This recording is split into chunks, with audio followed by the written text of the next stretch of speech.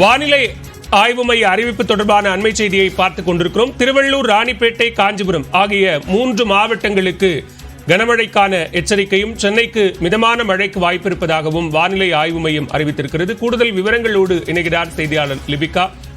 விவரங்கள்.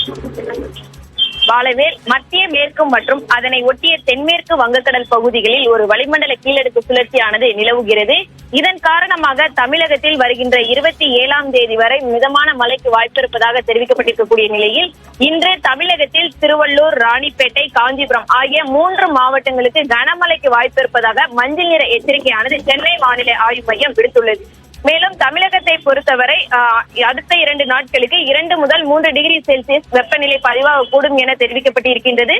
சென்னை மற்றும் அதன் புறநகர பகுதிகளை பொறுத்தவரை வானம் ஓரளவு மேகமூட்டத்துடன் காணப்படும் எனவும், நகரின் ஒரு சில பகுதிகளில் இடி மின்னலுடன் கூடிய லேசானது முதல் மிதமான மழைக்கு வாய்ப்பு இருப்பதாக தெரிவிக்கப்பட்டிருக்கின்றது.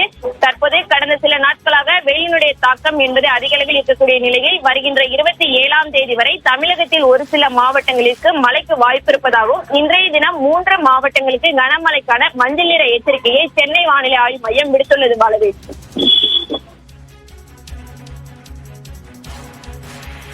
ராணிப்பேட்டை உள்ளிட்ட 3 மாவட்டங்களில் கனமழைக்கு வாய்ப்பும், சென்னையில் மிதமான மழைக்கு வாய்ப்பு இருப்பதாகவும் வானிலை ஆய்வு மையம் தெரிவித்திருக்கிறது. செப்டம்பர் 27ஆம் தேதி வரை தமிழ்நாட்டின் ஓரிரு இடங்களில் மிதமான மழை பெய்யக்கூடும் என்றும் வானிலை ஆய்வு மையம் தெரிவித்திருக்கிறது. அண்மை செய்தியாக பார்க்கிறோம். விவரங்களுக்கு நன்றி லிபிகா.